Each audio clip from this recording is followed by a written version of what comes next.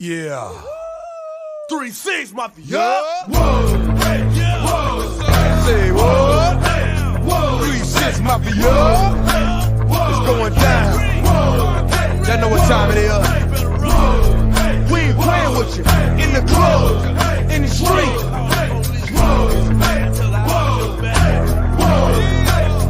Shut up!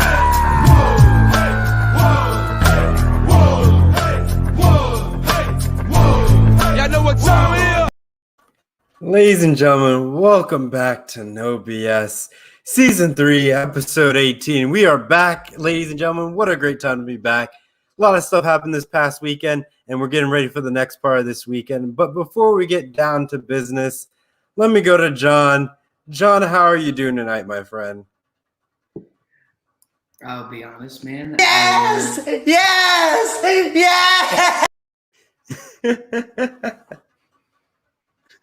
You got scared. You thought Isaiah popped on. I thought it was somehow Callan doing like a Matrix type of Avengers glitch. No, we're beyond busy, but it's glad that it's football season, and we'll just keep it going. And by the way, folks, Isaiah drank expired coffee creamer, and he was regretting that. So.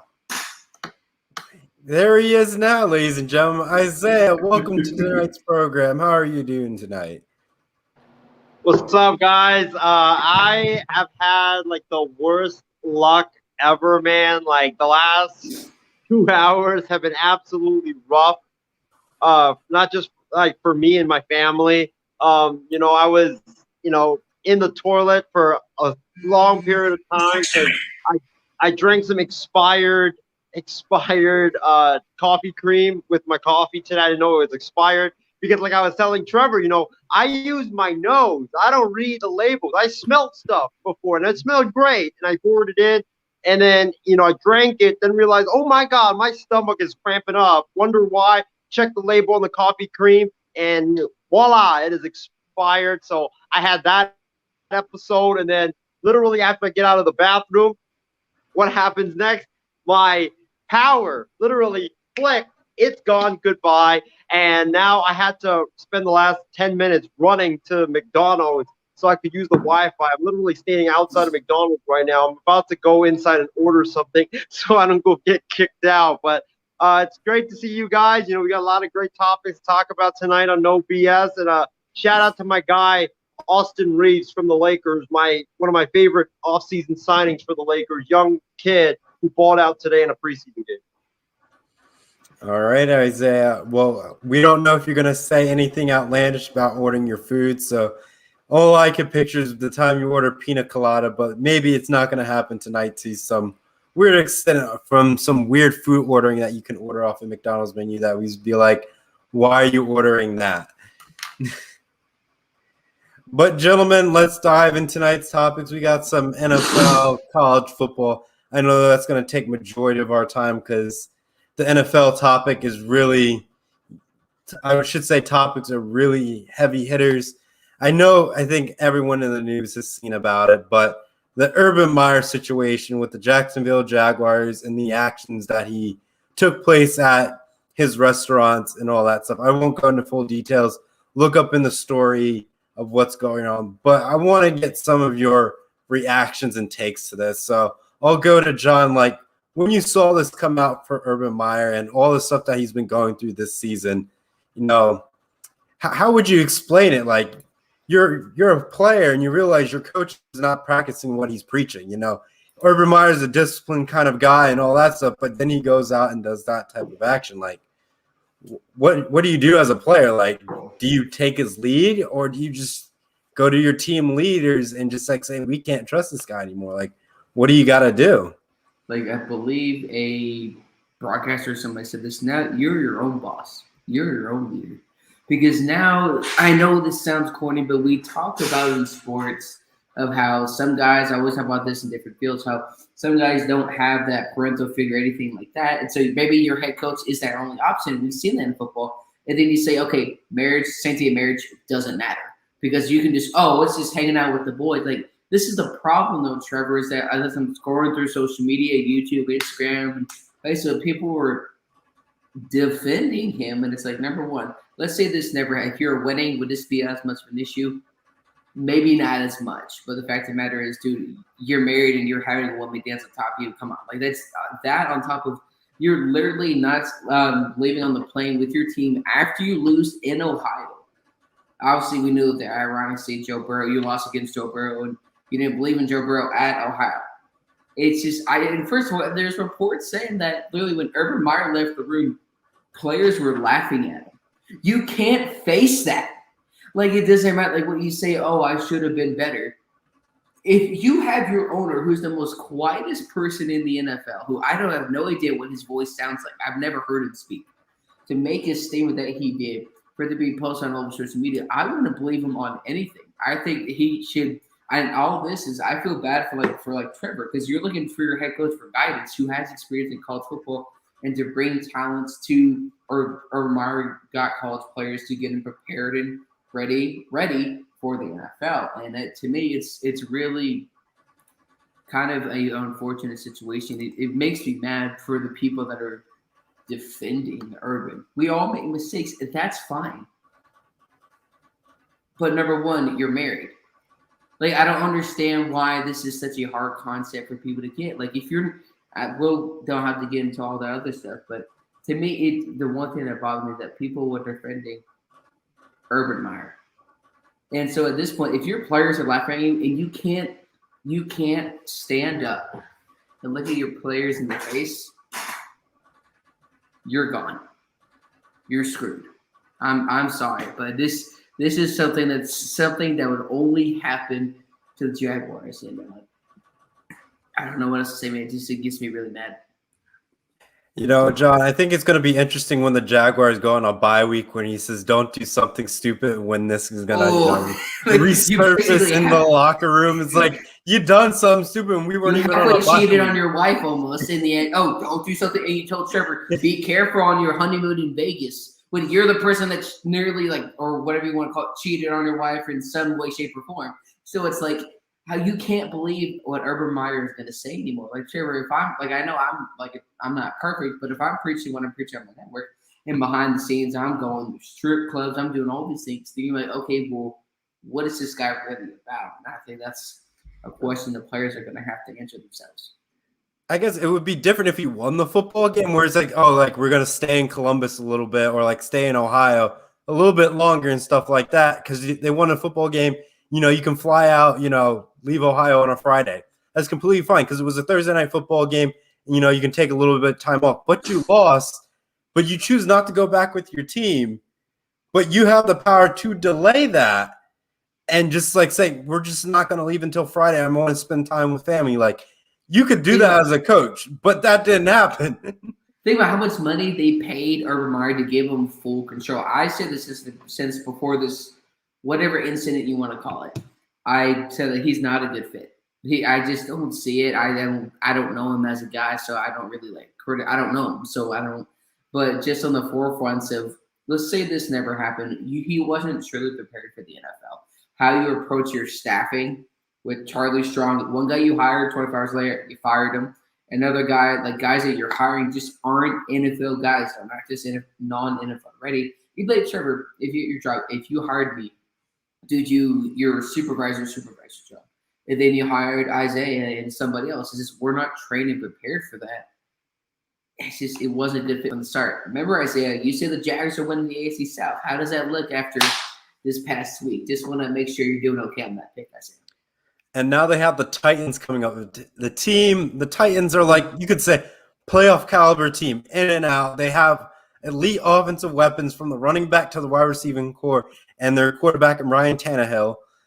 But now you're approaching to 0-5 at this rate, and you have this on top of all the other stuff that you have. How do you even turn around something like that, John? It doesn't make sense. Urban Meyer, in his tenure of his coaching career, 85%, win rate, clear across the board.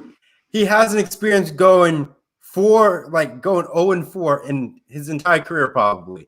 So how does a coach, even who's so used to winning, now going into losing almost 5 games straight, possibly now?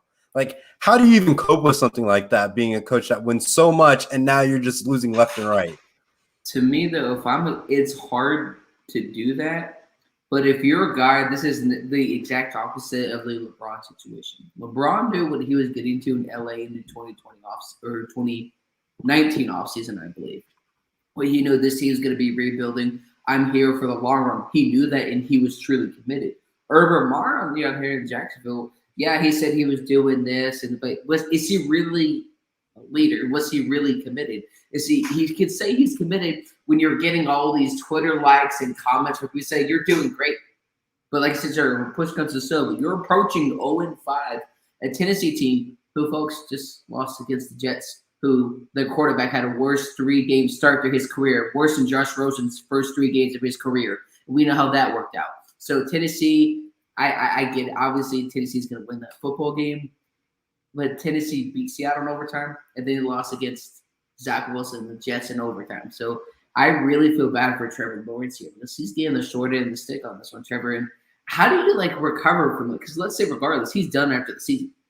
I just don't see how you come back for this. Let's say even if he can forgive, we all believe in them because we all make mistakes. With that being said, though, we can forgive and forget or forgive, but sometimes you don't forget. But then you also, just because you forgive somebody doesn't mean you have to trust him. Doesn't mean you have to take him seriously. So in this case with Urban Meyer, what do you do? And as much as I've been a fan of certain teams, but I really feel bad for Trevor. This really sucks. If your first-year head coach gets fired, and now what do? You're in rebuild 2.0, even though you're still technically rebuilding. Yeah, and even keep in mind, it's like all they have to do is win 1 game. Win 2 games, you did better than last year, to be honest with you, John. It's not that much harder to make an easy improvement. I know the Jaguars are improving each week. Let's be honest. They played a close one with the Bengals and stuff like that. They're making improvements, but they need to get that dub. They need to close it out. They have to play solid 4 quarters of football. Though Urban Meyer has made, not the best decisions in the media, comparing it to playing Alabama every week. The NFL is nothing like college football. Let's just put that on across the board. NFL, you have players that have been in the league for 20-plus years, and you can easily build a dynasty that lasts a decade. Versus college football, a player may only be there for 3 years before they decide to go to the NFL draft, and now you have to look for their replacement. It's just like the NFL, you can easily build a super team and you're fine. Versus college, it's I am locked to this roster. So if they have academic issues, get trouble outside of the place, I can't really replace that athlete and go out saying, well, it's week, 5, I lost my quarterback. I just can't go around on a college campus saying, oh, you just threw a paper ball in a trash can. Now you're my new starting quarterback. It doesn't work like that, like you can do in the NFL, If I may add one more thing, that the problem is that Urban Meyer is not a great offensive play caller in the NFL. You say it's only been 4 games. The fact is, Jacksonville has always been, I guess, a team that is very good with running backs. Maurice Jones here, you got Leonard Fournette. Now you have James Robinson, Trevor, Etienne. He's out for a year. They're not giving him the football enough. And you have a guy like Marvin Jones. So I just don't understand. I'm not saying they were going to go 4-1, but when you have guys like Marvin Jones and James Robinson, Trevor Lawrence, there's at least reason you should be competing a lot more. I mean, Trevor Lawrence this season, he's not good, but I don't blame him at all for the most part. It's going to take some time. Like you said, you just need to get pieces around him.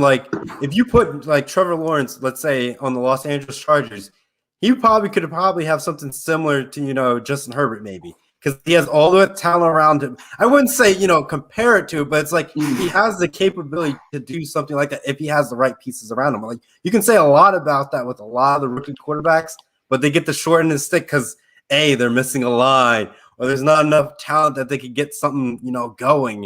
And it's just really them as the weapon. And they're trying to make something happen that's really not there. We'll talk about a little bit later with, Chicago and Justin Fields, trying to figure out that whole, controversy and trying to figure out, why didn't you start him, week 1 or stuff like that. We'll talk about the Bears later, but, you see just in general that if you put, Trevor Lawrence, give him some more time to, get the right pieces around him, I'm sure he's able to put like, you know, a 7-win season together or maybe a 9-win season, depending what they go up against in that, you know, in their schedule.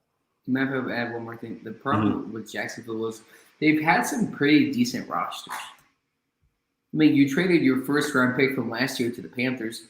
2018, Blake Bortles was about to take you to a Super Bowl with that stacked team. And so that's when I kind of question, once they get the pieces around Trevor Lawrence, if they get a new head coach and GM and everything, how are they going to handle that if they have some type of success? That, to me, is just another question.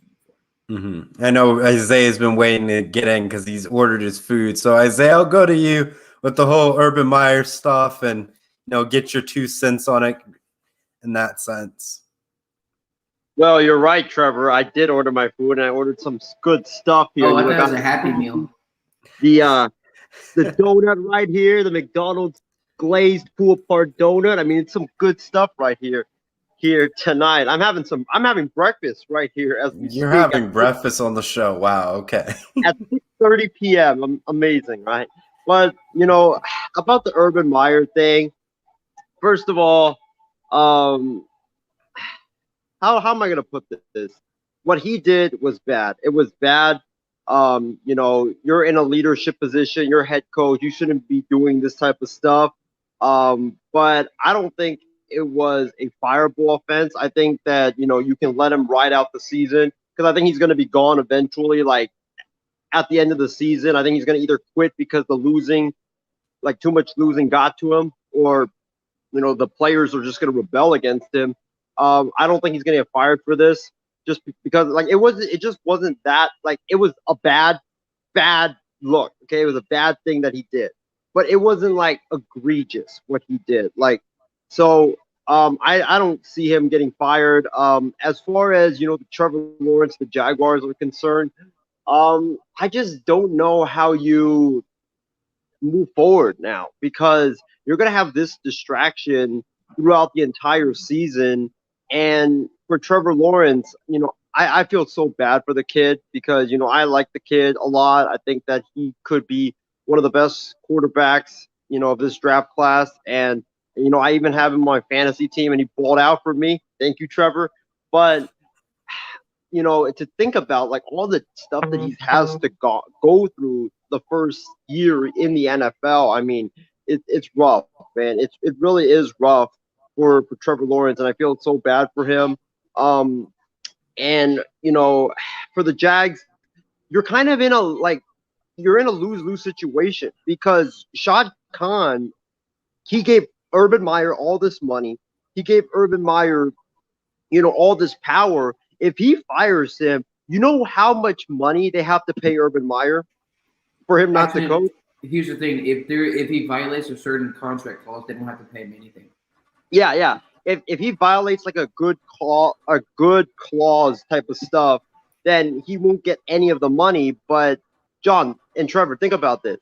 You really think that is going to violate a good clause type of stuff? I mean, players and coaches do that all the time. It's just that Urban Meyer was caught in this situation. So I don't think, you know, he would I don't think he would get fired for cause for this type of stuff. So if he doesn't get fired for cause, you still have to pay him an excess of $60 million for the next 5 years not to coach the game of football because Shad Khan gave this man a 6-year, $72 million contract. So you can't pull the plug after just 1 year. You have to let this ride out because, like I said, you're gonna pay someone $60 million not to coach football for you. Plus, in addition to the next coach's contract and his coaching staff's contract, like that's just way too much money. And Shad Khan's got too much pride.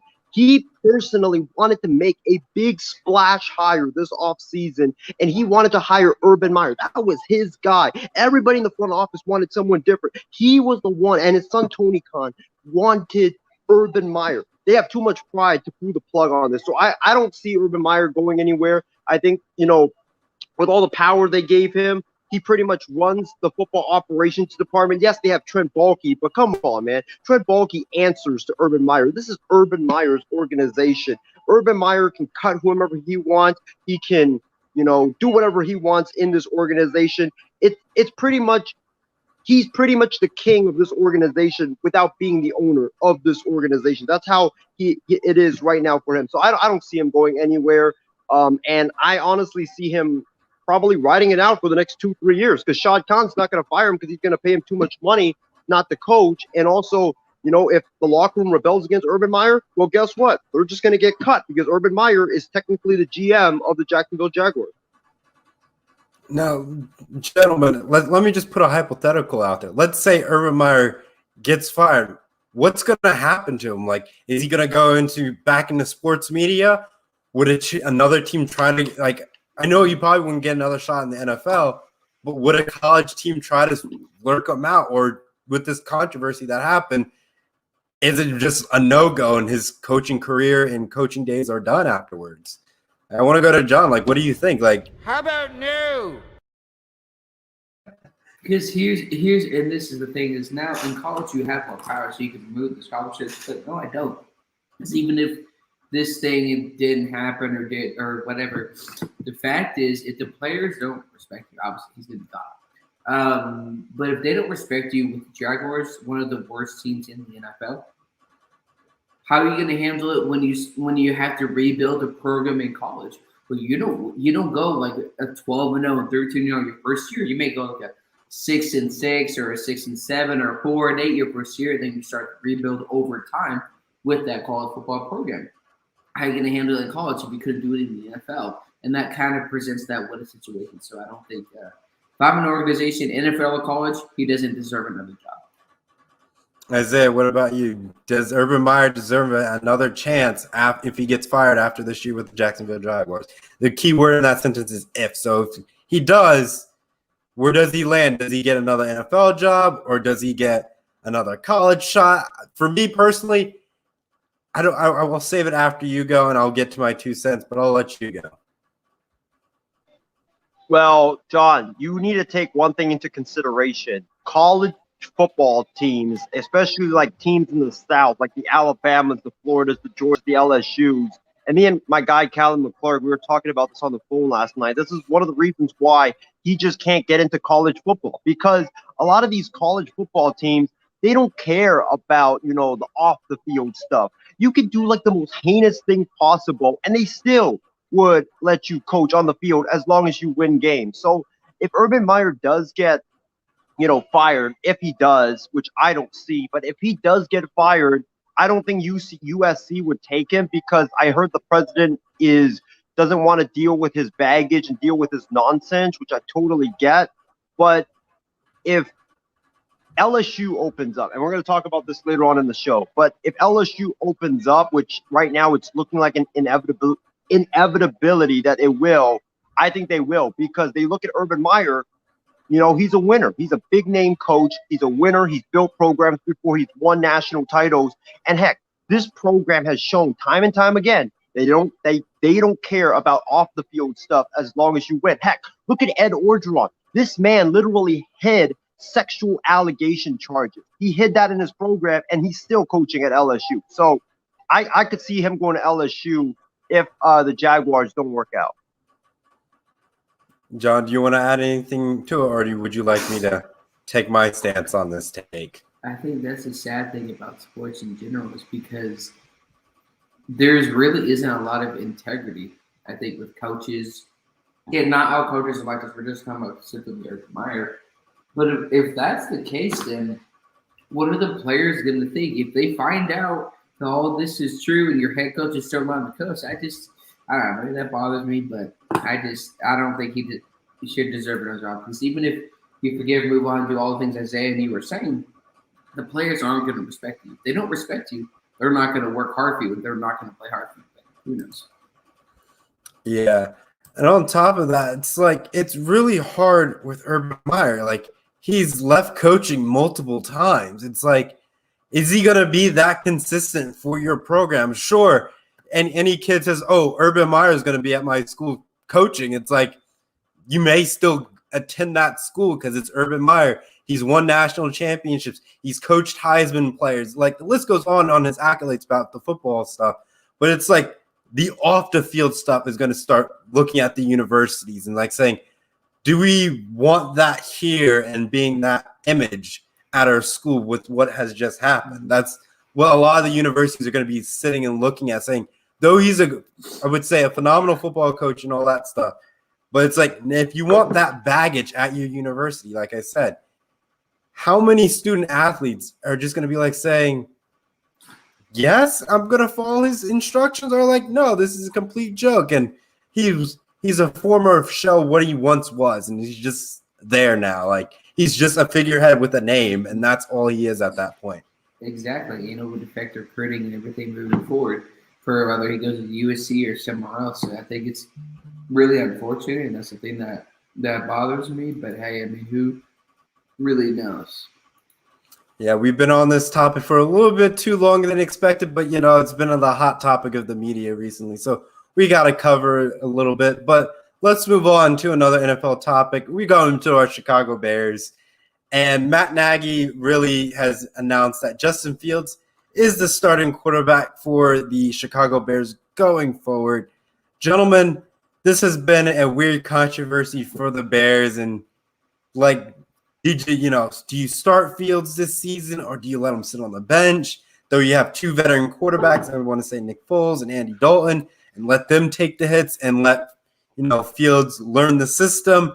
Maybe if you didn't realize you're going to make the playoffs, let him play the second half of the season where it kind of didn't really that matter, so you can get more of those reps. And then the next following season, he's the key starter. But guys, what do you think about this, making him the starter almost week 5 now? Like, should they did this right from the get-go? I'll go to Isaiah. What do you think? Believe it or not, on the face, it seems like a great decision, but after watching the Bears play for the last 2 weeks, I think it's a bad decision. I think you should just sit Justin Fields for the rest of the season and just tank the season. Because when you look at the Bears, this man is literally going to be running for his life for the remainder of the season. This Bears offensive line is so damn trash, and I guarantee you, Elmo, Big Bird, and Oscar from Sesame Street could plow through that offensive line and get to the quarterback. This offensive line is a joke. I feel so bad for Justin Fields, what he's going to have to deal with. Plus, Matt Nagy, who knows if he's still going to be calling the plays. Like, I know he gave Bill Lazor the control of the offense, but he's known to take back control of the offense. He's done that before.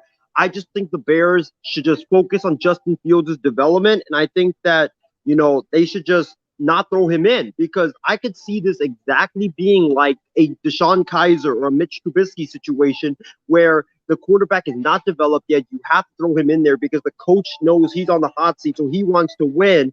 But the offensive line is rubbish and everything else around him is rubbish.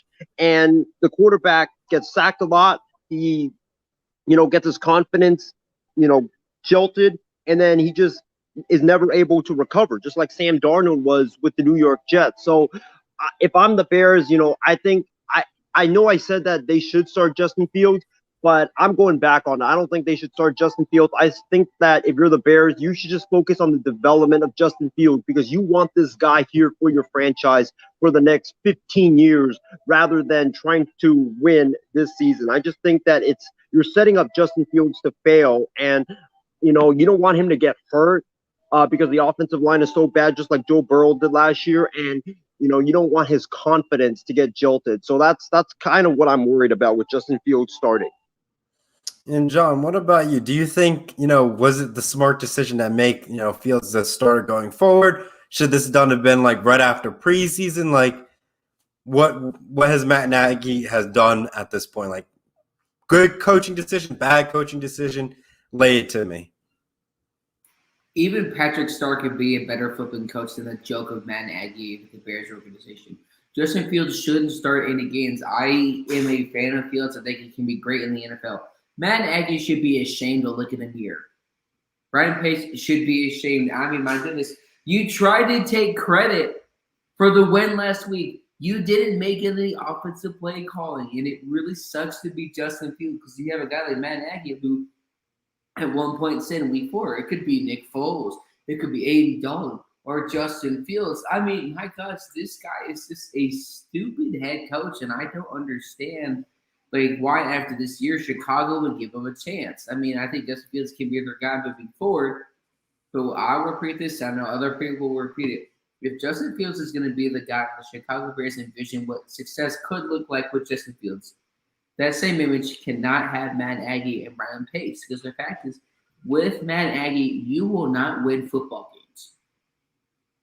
You won't win anything. And so I'm happy for Justin Fields starting, but like I said, it's really not the best thing for him right now, just because like Isaiah said, terrible offensive line. You kind of ruined the prime of that defense. You may not be able to keep Allen Robinson, arguably the most underrated receiver in the NFL, on the Chicago Bears after this season. So I feel bad for Justin Fields, because you really have the potential, but you don't have the right head coach and GM. It's like they could have made, Justin Fields, I wouldn't say to a degree of Patrick Mahomes and all that stuff, but it's like Patrick Mahomes didn't start in his first season. Let's be clearly honest. Like, he was a backup before he, took the helm of the Chiefs. You could do the same thing to Justin Fields. You have veteran quarterbacks to teach them and get them up to speed in a year, and then maybe in year 2, let him play a few games. Let him be the starter. Because think about it, Nick Foles has gone to the Super Bowl and won it, all right? Mm-hmm. He's been to different postseasons. He can literally teach Fields all he really needs to know to get him up to that point. Andy Dalton, I guess a good regular season quarterback can get you to a wild card game. He can give you that, John. He can't guarantee you a win. Touchdowns to 14 picks. That's what he can give you. He can't guarantee you a win on wild card weekend, but he can get you there. Let's be clear with that. He can get you there. He can't win it. How would he get you there in the land of make-believe? No, just kidding. He'll probably take you 9-7 and get you to the wild card weekend and lose in an ugly fashion, and you'll be on rinse and repeat with him on that. But Nick Foles, on the other hand, he'll do a deep run in the playoffs. He can take you to the promised land if you put him in the right situation. Though, that was a luck of his season. Taking for Carson Wentz and going to the Super Bowl like that. But you have like you said, you have quarterbacks that can teach Justin Fields, and any rookie quarterback that has that type of talent, I would be fine, sitting out 1 year, learning from great players like that, and then, taking the next season to let my magic go 3, because you can easily trade away those quarterbacks and get decent draft picks, like maybe a late second or an early third with that, and really give, your rookie quarterback with some key fundamentals. But, I will go to Isaiah. I guess before I go to Isaiah, I'll read some comments. Kirsty Wilson says, maybe Fields will learn to be, as a starter, get some good experience here, let him run the rest of the course of the season.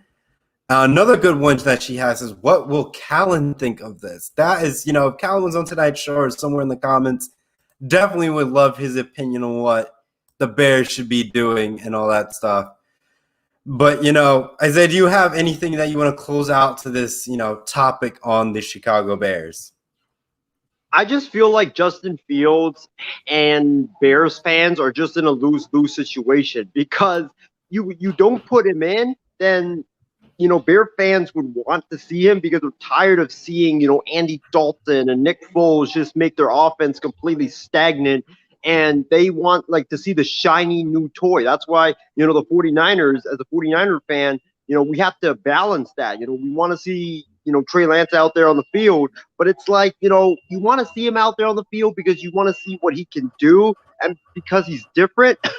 And also, but the thing is that you want him to be there for 15 to 20 years. So it's kind of you're kind of in a lose-lose situation. And also, if let's say you put Justin Fields in there, right? Let's say you put him in there and he doesn't look great, or he doesn't look good at all, then everybody's going to be like, oh my God, the Bears just messed up their pick and it's a bust. So I just feel like Justin Fields is in a lose-lose situation with the Chicago Bears. If I'm the Bears, I would not start him, just because I think right now you're not going to go anywhere this season. You might as well just focus on his development and, just ride it out, tank the season with Nick Foles and get him some better pieces around him and then start him.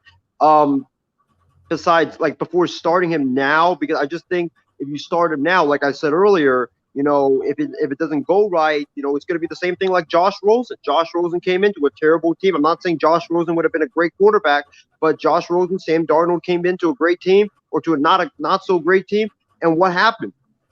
They looked terrible. Zach Wilson looked terrible. Everybody in New York was saying that he might be a bust after just 3 games, and everybody was calling Sam Darnold a bust. And now he moves on to Carolina, and he's looking not so bad. So, they're just in a lose-lose situation, and regardless of what you do, you just can't win in this situation if you're the Bears or if you're Justin Fields. Yeah, I agree with you on that. You can't really do too much, but at the same time, you do have some leverage in a few trades, I would say, at that. But John, do you want to add anything before we move on?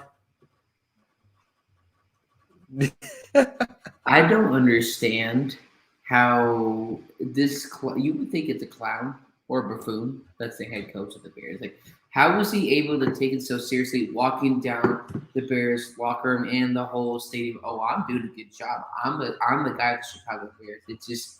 It baffles me because I don't like mediocrity. Obviously, Isaiah handles mediocrity with his terrible sports takes, but it's just with the Chicago. Don't give me that look, man. You're the one that eats McDonald's and spends 2 hours there and ate over whatever coffee creamer. But it bothers me because I feel bad for Justin Fields because it's Chicago makes a lame excuse after this.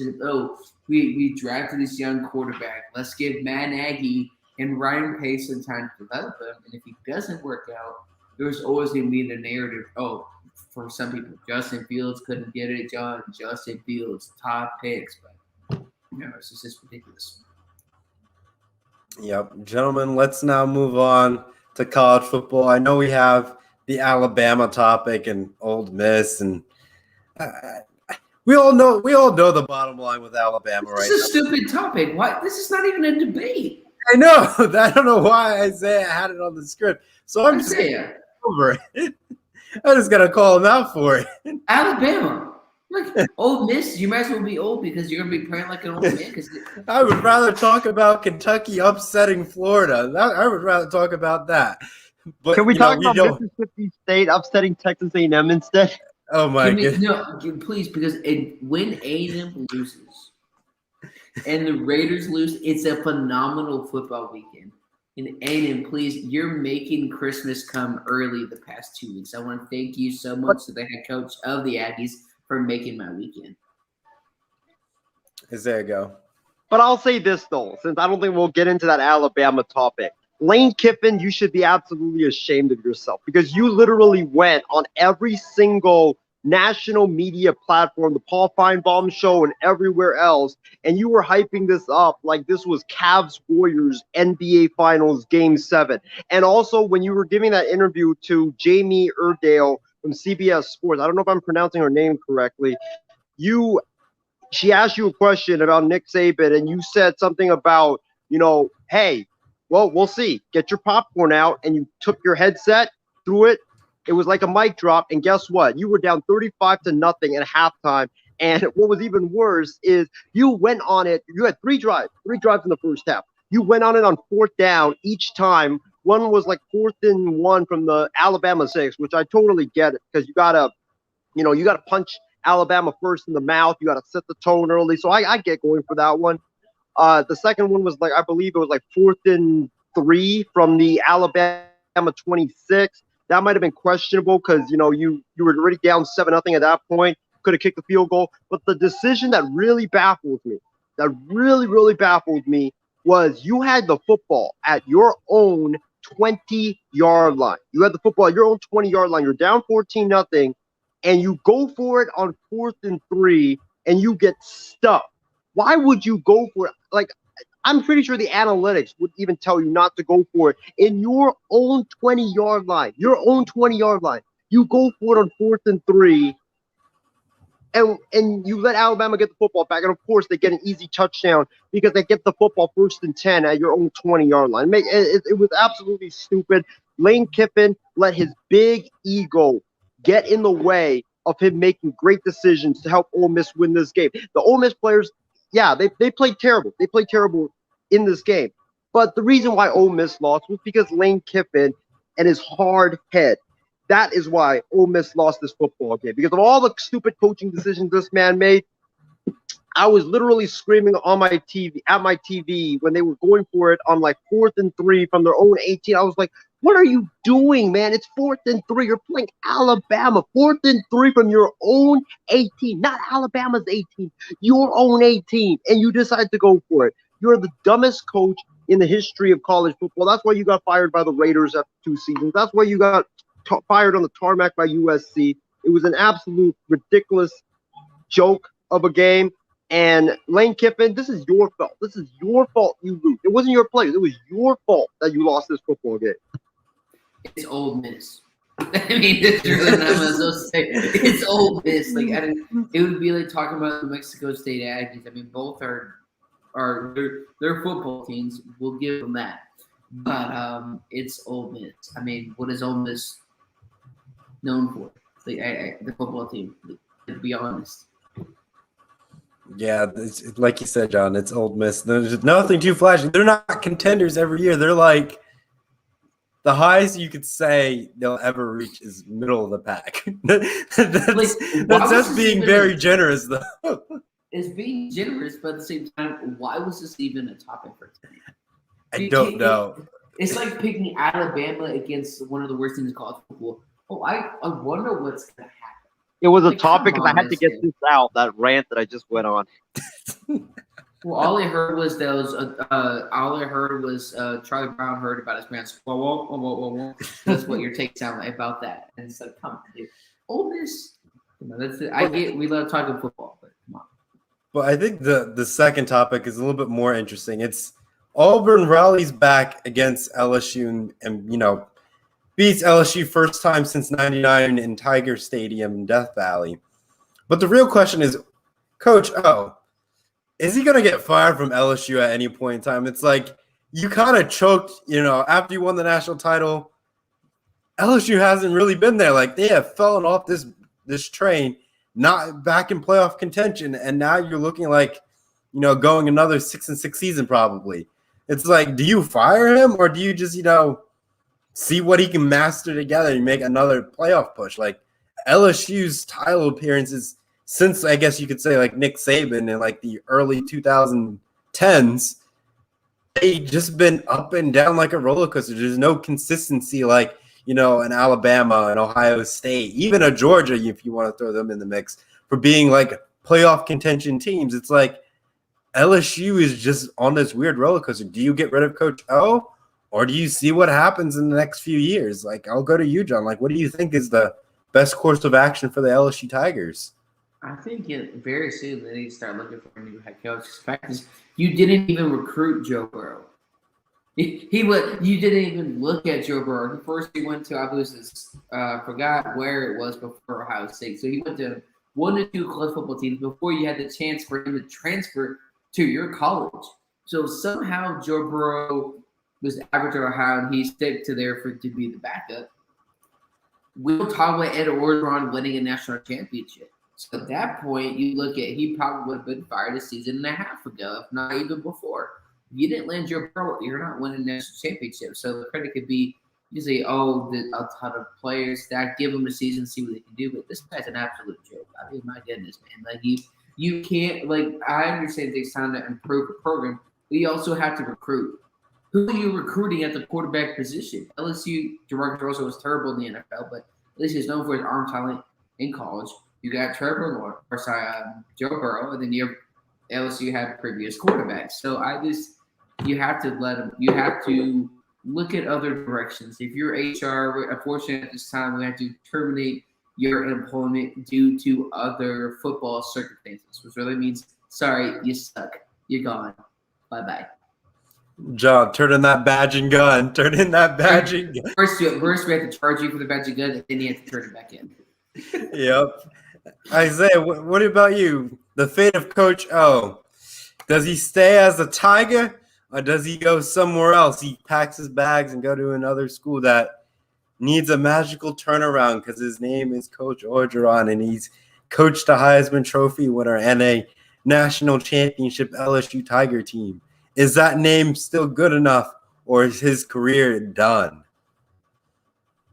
Coach O will be fired by sometime in November. He will not even make it to December as the head coach of the LSU Tigers. If you look at this game in general, this was, in my opinion, an absolutely unforgivable loss for Coach O. Because when you look at what happened to Auburn coming into that week of the game, Brian Harsin and his Auburn Tigers were going through a lot of turmoil. They had fired, I believe, 3 coaches, their wide receivers coach, their tight ends coach, and an offensive analyst.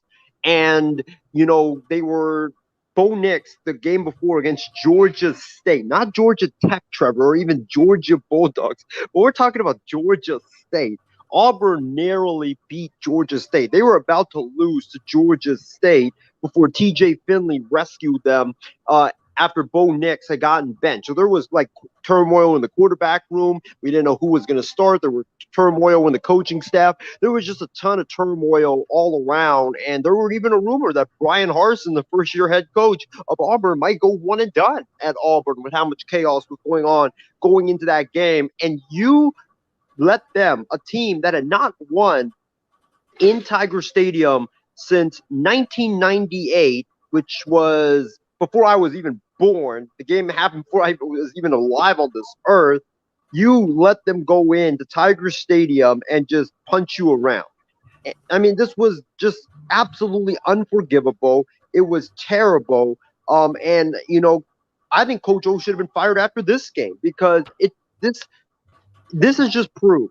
This past 17 games that he's coached without Joe Burrow, it's just proof that he's a fraud. He's an overrated coach who is just a product of Joe Burrow and Joe Brady. Without those guys, he's nothing. He's just a mediocre head coach.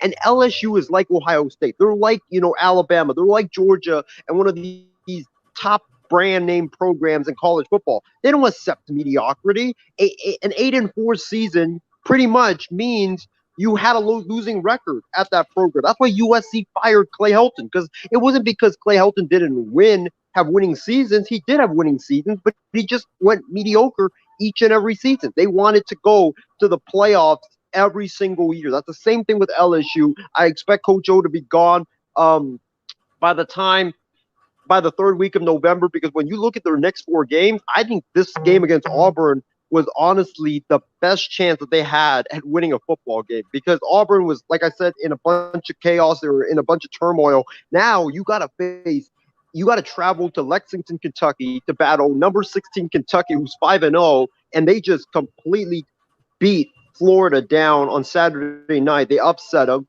so good luck with that. Then after that, I believe they play Florida, but it's in Death Valley. And, Florida's going to want revenge after what happened last year in the swamp.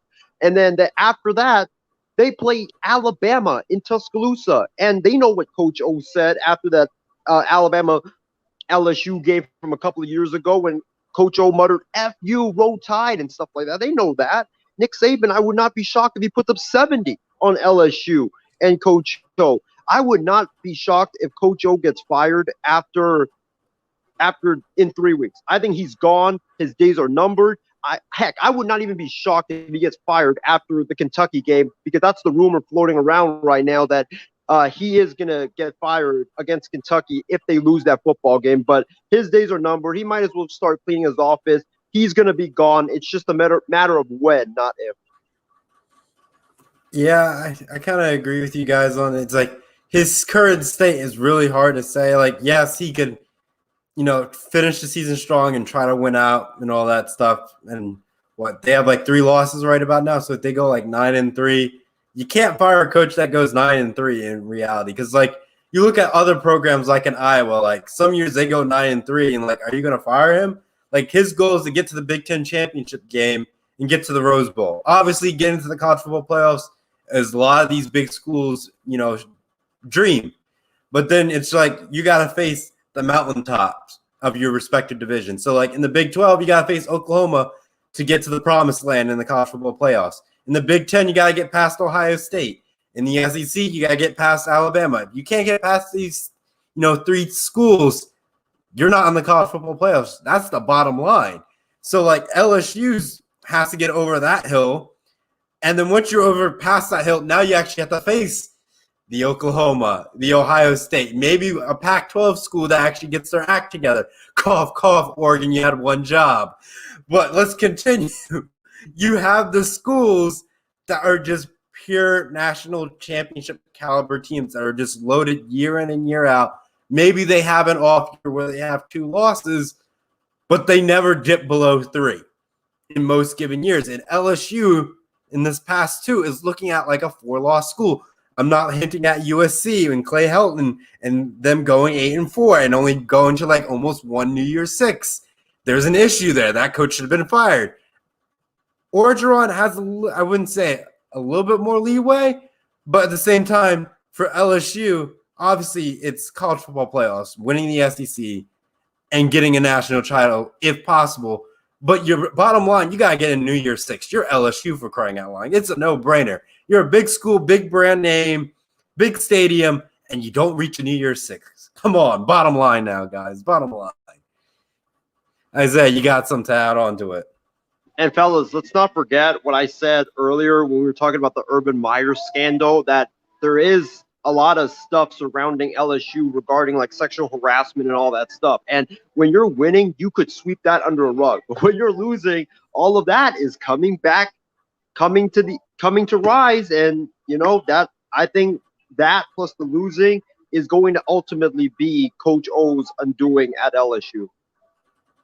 Plus, he doesn't even take responsibility. If you look at his press conferences, he was asked last week after the Auburn loss and one of the other losses that they had, he was like, they were asking him, like, you know, what happened and stuff like that. He literally threw his coordinators under the bus. He was like, yeah, you know, we can't get offensive play calls in late and stuff like that. And, you know, our quarterback's coach didn't have our quarterback ready and stuff like that. I literally have never heard of a head coach throw his assistant coaches under the bus. I've never heard that before in my life. So that's why I was so shocked when Coach O said what he did out of his mouth after that Auburn game. Like, really? You're going to throw your coordinators under the bus? You're going to blame this guy? You're going to blame the strength coach? You're going to blame the running backs coach for not teaching the running backs how to block? Like, really, sir? Like, you're the head coach of Louisiana State University, and you have the audacity to do that. It's just a shame, man, and I expect him to be gone before Thanksgiving.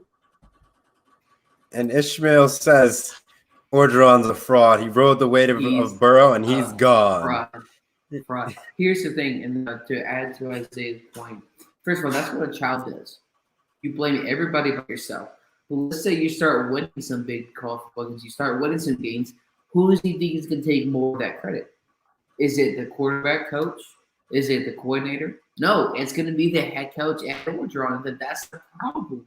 You're obviously not winning, but if you did, which they're not, he's a fraud if it has been.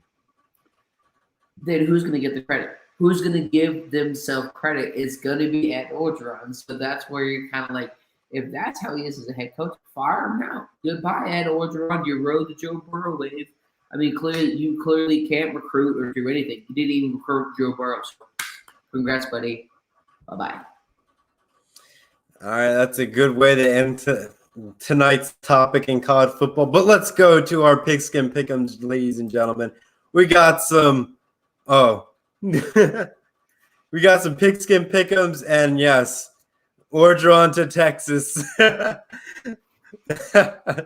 John, I would let you, take that if you want to put, 2 minutes on it. It was a long, stressful day, and to put this hot garbage out there, I mean, just like your hair, not just kidding. But if, no,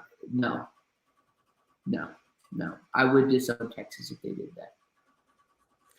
All right, let's go to our pigskin pick'ems tonight, gentlemen. We got some fantastic games. I'll list them out, and then we'll just rattle them off as we go.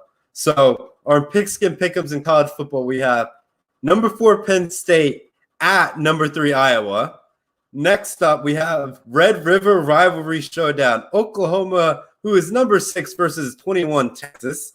In the NFL, we have Rams Seahawks for Thursday Night Football, and then we finish our pigskin pick'ems for Bills and Chiefs. Gentlemen, let's go to our college football. Who do you have?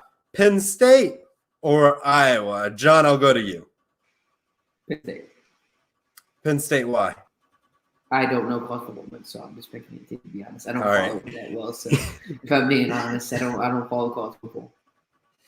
All righty. Isaiah, who do you pick? Penn State or Iowa? Give me the Hawkeyes because Iowa has a really tough home environment. Penn State, notoriously, whenever they are highly ranked, they go into a tough road crowd. They always struggle. Look what happened 2 years ago when they played Minnesota in Minnesota. They lost that game, I believe, by like 14 points, and they were favored in that game. So they struggle with tough road crowds. So give me Iowa. Iowa's number 3, Penn State's number 4. It's going to be a hell of a game. But I think Iowa takes this one. I think they'll take it like by a game-winning field goal. Watch Iowa lose this game because of what Isaiah said. Yeah, I could also see that as well. But looking at the matchup, seeing Penn State against, like, I guess their last ranked opponent, like I think it was like Wisconsin before they fell off, their offense struggled, but obviously Penn State's one of those teams as the season progresses, their offense slowly gets on a roll and that type of thing. But their defense makes those key, crucial stops and turnovers when they need it the most to keep that offense in that game. But it's at Iowa. They wave to the children. And we all know what happens when, children are involved in college football. Cough, cough, Ohio State with Purdue. I'm just saying. I'm going to go with Iowa on this one. I think Iowa's going to hold on, and they're just going to try to ride their wave to the Big Ten championship game and try to give themselves their first ever college football playoff appearance since Ohio State's having I wouldn't say up and down season, but it's like trying to get their quarterback really acclimated to being in the Big Ten and driving the Cadillac of the Ohio State Buckeyes, you want to say. But let's move on to our next one, ladies and gentlemen. We have Red River. We have Oklahoma and Texas. I know, John, before I go to you, I know you're going to have like a good spiel on it. I'll go to Isaiah because you might have a shorter one. Horns up, baby. That's You're going horns up? Don't. You're the last person like you going for UT. You're going to curse him in the organization and get Steve fired after the season because of your terrible takes and jinxing my football teams. No. Horns up. Because all right. And just like that, horns up from Isaiah Leong. Oklahoma has been extremely lucky this entire season. Their defense is atrocious. Texas offensively, I think offensively both these two teams are kind of the same in terms of offense, but I think it's going to come down to the defense and who's going to be able to get those couple of stops that are going to be key in the game, late in the game. And I trust Texas's defense more than I do Oklahoma because right now Oklahoma's defense, dude, they gave up 35 points to Tulane. They gave up a bunch of points to Kansas State late in the game. They don't know how to close games. Their defense is not that good. I'm surprised that nobody has upset them yet. And I think that Texas will finally make Oklahoma fall on Saturday afternoon. John, I'll go to you. I know this is an easy answer, but are you going to stay loyal? That's the question. Screw you. Screw A&M. Screw Texas Tech. Obviously, I'm going with the long roots here. Now, the question is, despite what we have the running game, the receivers, is the quarterback has to be more accurate. He wasn't that great in this past game, and you can have and this is the kind of running game that we haven't seen in Texas since, to be honest, Vince Young and Jamal Charles, and that's been a long, long time. But you're going to have your quarterback make those couple of throws here and there so you don't have what you happened last year with Sam Unger at Texas where you go to third or 4 or 5 overtimes. This game cannot afford to go into overtime because if you're going to have your running back get tired, he's going to get tired, he's going to make mistakes, he's going to actually let go of the football. And so you're going to have to make sure your quarterback is going to be a battle between the two quarterbacks in terms of making those key second and third down plays in the fourth quarter. Because while B.J. Robinson's going to get you 200 yards, probably you're going to have your quarterback throw the ball down the field. He can't have a single turnover. This is a big rivalry in college football. At least it gets a ton of attention. There is no way on the football's green earth I would ever pick OU. Screw Texas Tech and screw the A&M Aggies. Well, John, I'm gonna go hook 'em horns. I'm going hook 'em horns. I'm hooking horns. But let me give you the story. Texas and Red River in the last, you can say 5 seasons, they have gone up against Heisman Trophy winners and have put up, I wouldn't say, you can say stellar numbers because it's a high-scoring football game. And you have it come down to one season, Dicker, the kicker, with Gus Johnson. Come on now. I hope Gus is narrating this game because that's what Red River is at this point. It's Gus, Texas, OU, showdown in the Cotton Bowl. It can't get better than this. And not OU, but Texas will pull out this game. Yeah. Hook 'em horns. Let's go. It would be a football crime if Gus Johnson wasn't announcing this game. And this guy is one of the reasons why I fell in love with the NFL because the first football games I watched was the Broncos Stokely's game-winning touchdown. And guess who was calling the game? Gus Johnson. So it would be a football crime, and he would need to be charged the penalties if he does not call this game. I mean, this guy is one of the best in college football in terms of announcing a game-winning touchdown. And so, of course, I'm going to pick OU, or Texas OU. Let me find this. Here's the toilet. Flush it down the toilet. I hope OU loses by a lot because I have a pure football hate for them. That wagon's going to be losing a wheel because the Texan ox is probably going to pull it way too fast. Jeez, Trevor, do you need your I had to put that pun out there. You would think this is the post-show call with the winners. You got to have a little fun in there, John. All right, now, what else? Something to add?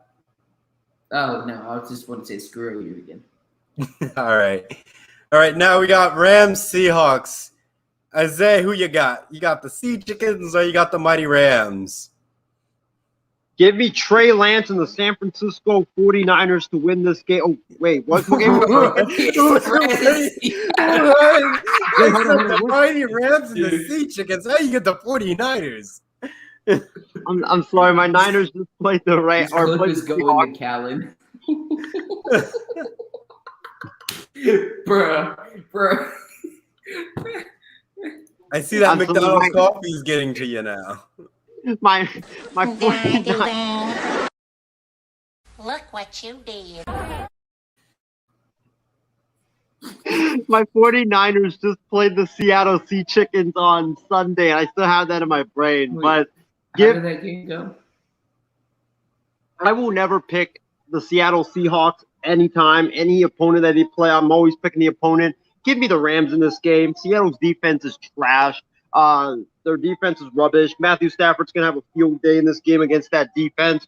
And Sean McVay and the Rams, they always have success in Seattle for some reason. I don't know why, against the Seattle Seahawks. And Russell Wilson always struggles against Aaron Donald and that Rams defense. So give me the Los Angeles Rams. John, who you got? I'm picking the Denver Broncos. I'm just kidding. Teasing. That's so.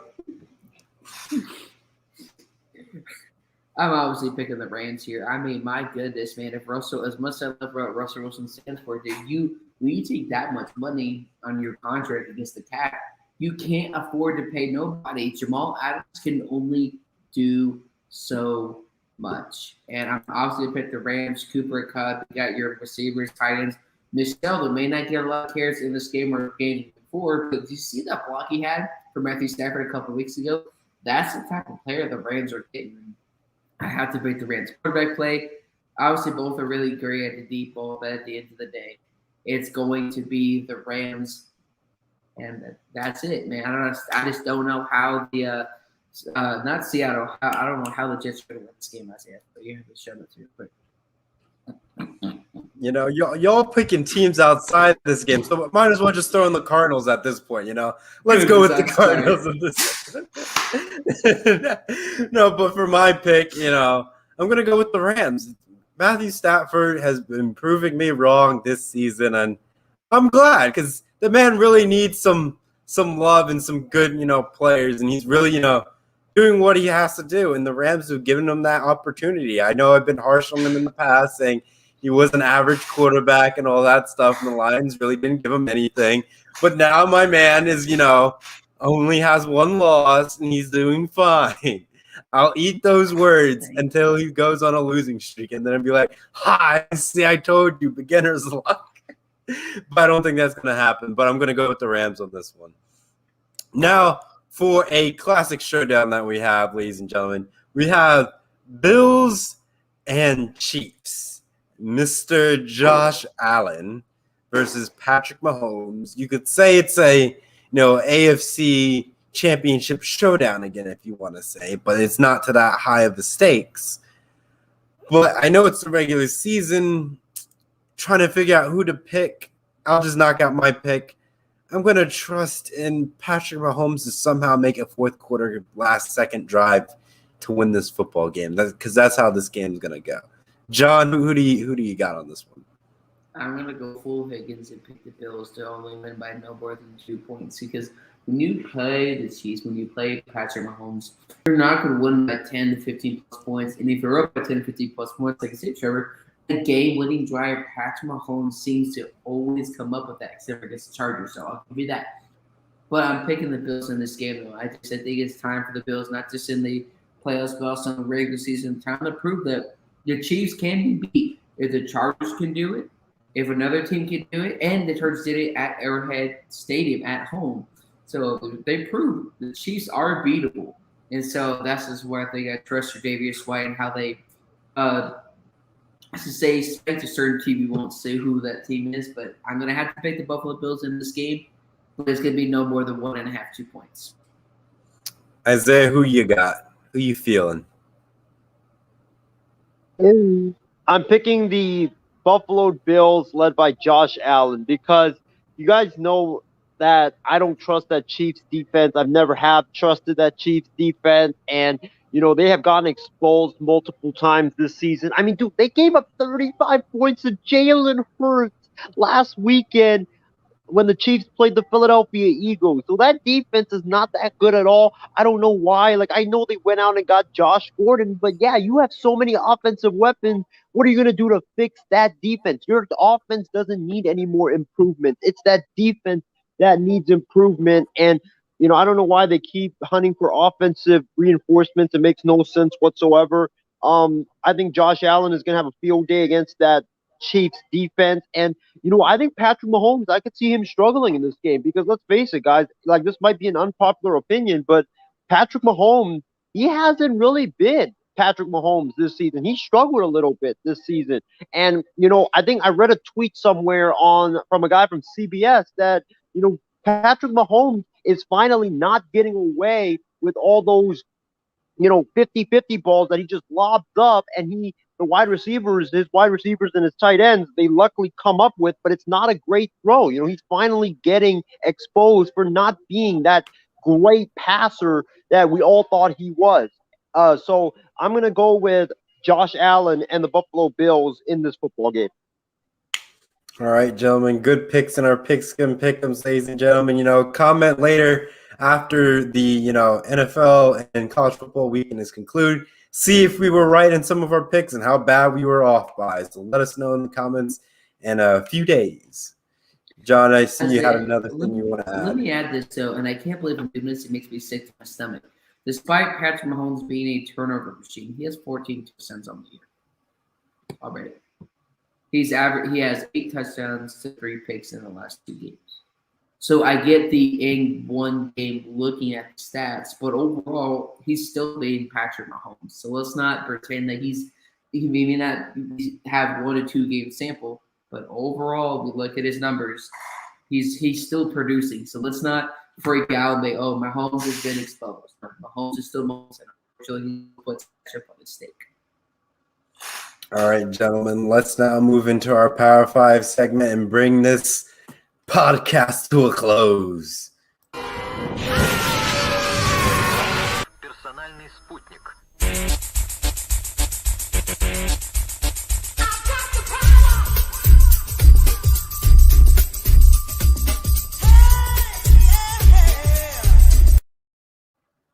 So tonight's Power 5 segment is brought to you by Mrs. Butterworth's.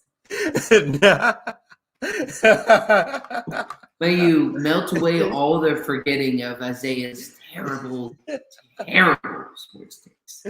I feel like we should just start doing that. It's like Power 5 segments brought to you by so and so. Just start making that a new thing for it. We'll try it out maybe next week and see if that works out.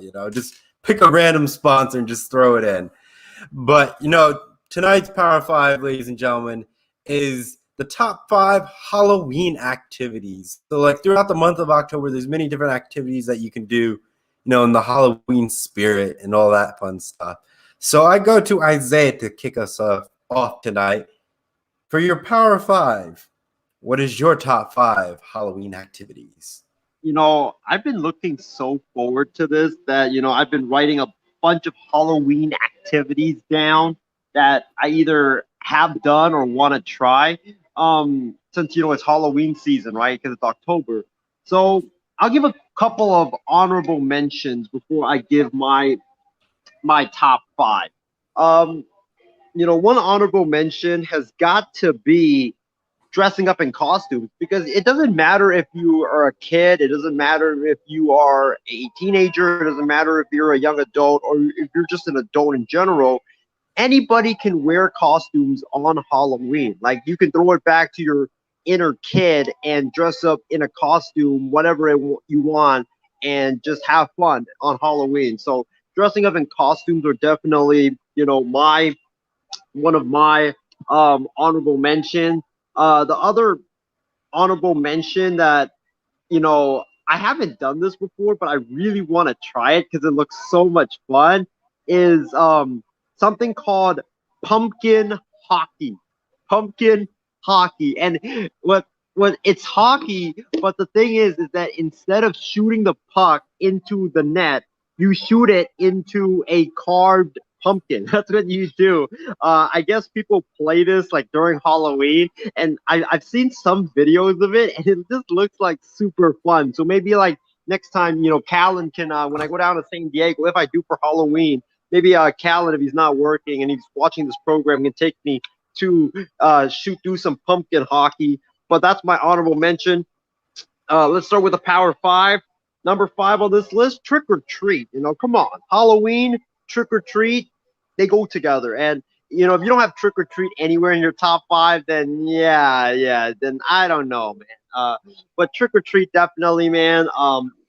Funny story, guys, is that my parents, were not that big into Halloween, so I actually have only been trick-or-treating 3 times out of the 22 years of my life. So it's been only a short time I've gone trick-or-treating in my life. And I'm hoping to do it this year, but I don't know, because, with COVID and stuff like that, it might mess everything up. The best trick-or-treating that I've done is me and my friend Stephen Wang and also Anthony Rebejo. Shout out to those guys.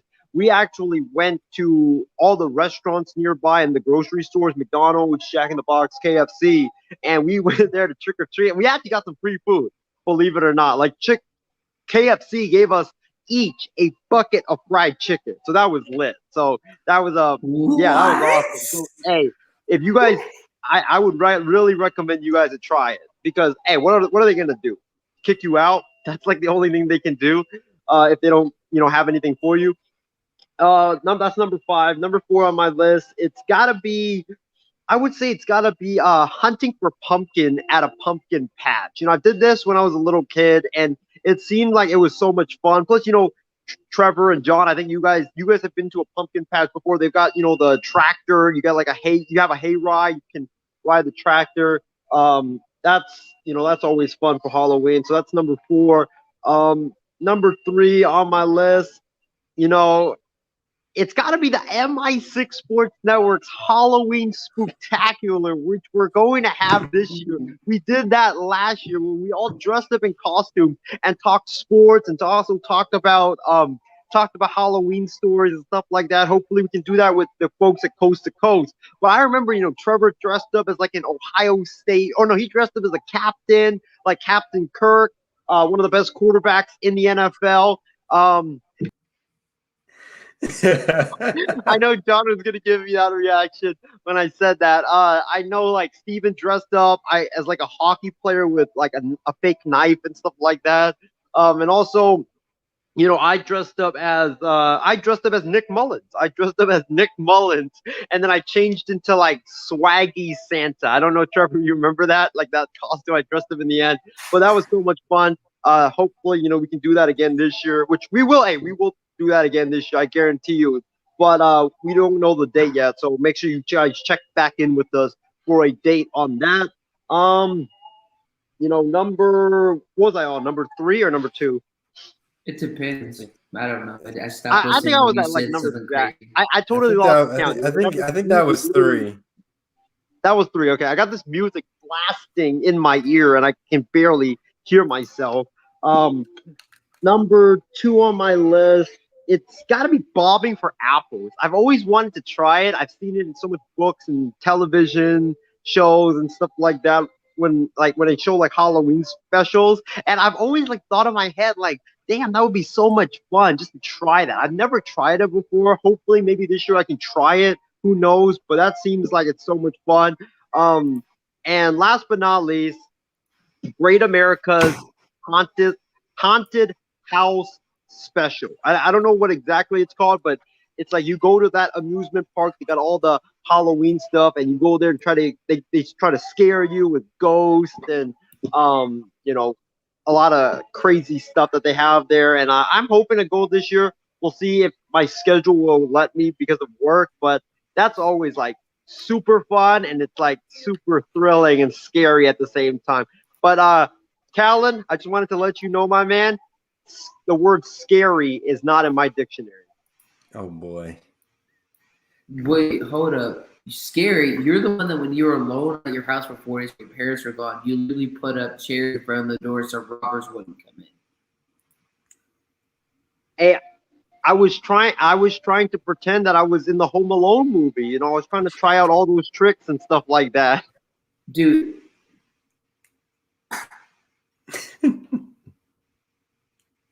And you're a 23-year-old grown man. And throwing it back to my inner kid, John. I do all the time, but I don't do stuff like that, though. I just wear Homer Simpson pajama pants and watch cartoons on Saturday morning and have a cold one, which is one of these, obviously. That's the only cold one I'll have on a Saturday. John, I'll go to you. Do you have a Power 5 list of Halloween activities that you like to do or things that, should most people do around this time of year? I may try the thing Isaiah did, though. I think that, you got a free bucket of fried chicken. My goodness. And in Houston, though, they got some good Mexican food here. So maybe I go to a Mexican restaurant and maybe I meet some friends, and then we go try to get some free Mexican food. Obviously, afterwards, you have to go straight to the – but, for me, I'd like to go find whatever candy I want in a store for I don't think it's 3 Musketeers.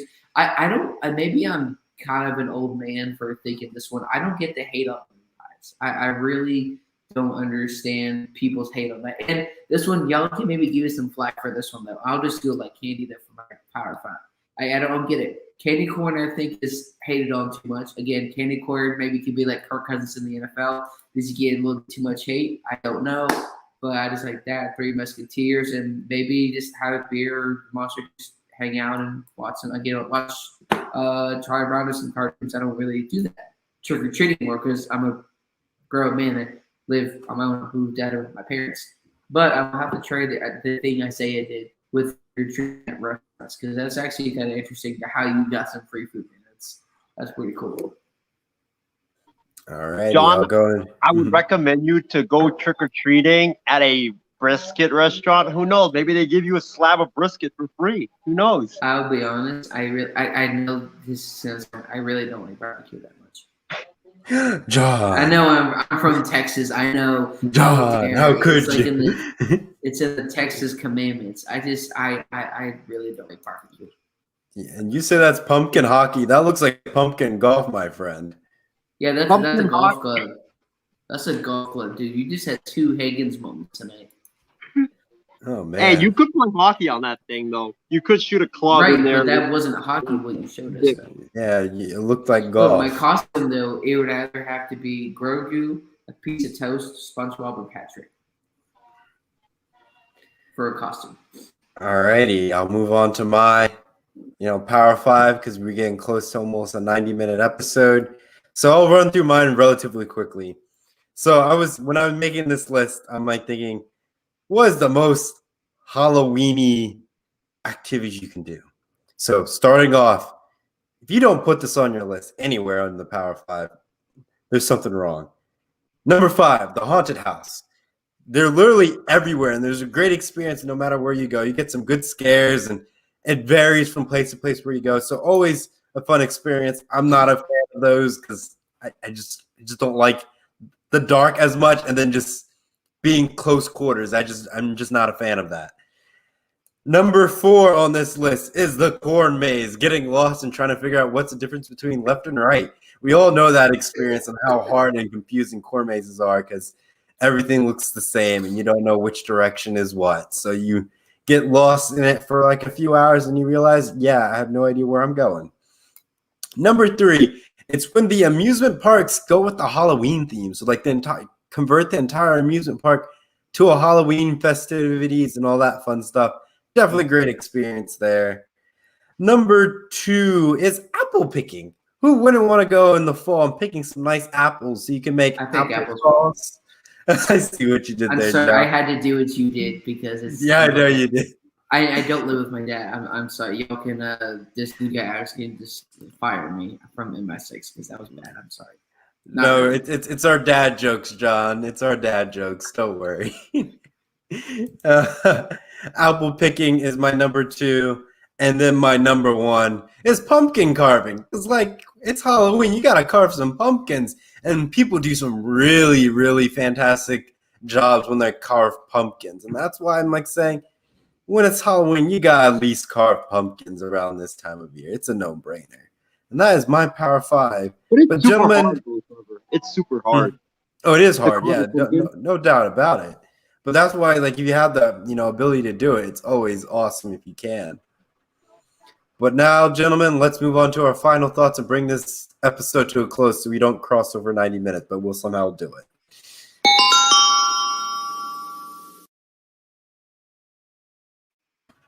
John, I'll go to you. Final thoughts for tonight's program. Number 1, screw you. Screw Hayden. Screw Texas Tech. Despite all the football hate, though, I'm glad to be on, and it's been driving me crazy. I can't say anything yet, but we're gonna be pretty busy. But it's gonna be a lot of fun. Isaiah, final thoughts for tonight's program.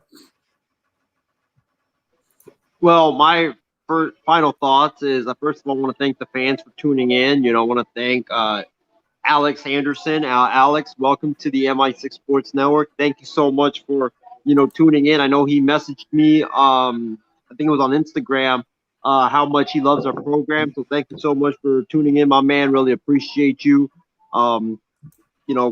Continue to tune into our shows, man. And, just thank you so much for tuning in. Shardul Gupta, Ishmael Lancaster, Christy Wilson. Thank you guys all so much for tuning in, also for the love and the support. You guys are truly the best fan base on the planet. Final thoughts, great show. Glad that I didn't get kicked out of McDonald's. You're still in there? Yeah, I'm still in there. Don't you hear the music playing in the background? No, because I don't go to McDonald's for 2 hours a day. I don't even have time to with my schedule. I'm just hoping that our show doesn't get taken down by Facebook or YouTube because of the background music that's been playing in the background. Don't mention YouTube and false copyright claims. Don't. I already had to deal with too much of that. But great show, man. It was glad that I was able to do the entire program and not be kicked out of McDonald's. And last final thought. Padres need to hire Bruce Bochy. Bruce Bochy needs to be the next manager of the San Diego Padres. And that will do it. Unless, John, I see you want to say something before I close out the program. Who didn't even talk baseball? Where in the heck did that come from? Hey, we're a network that is all about all sports. So I just had to throw in the baseball talk so we could say that all we sports, but not all baseball. sports are plays. All right. With that, ladies and gentlemen, that will conclude tonight's program on No BS. Thank you all for tuning in. Enjoy the rest of your Wednesday night and enjoy all the other programs that we have coming on this week. Take care and see you all next time here on the MI6 Sports Network. Yeah. 3-6, Mafia. Yeah. Whoa. Hey, yeah. Whoa. Say what? Whoa. 3-6 Mafia. It's going down. Y'all know what time it is. We ain't playing with you. In the club, in the streets.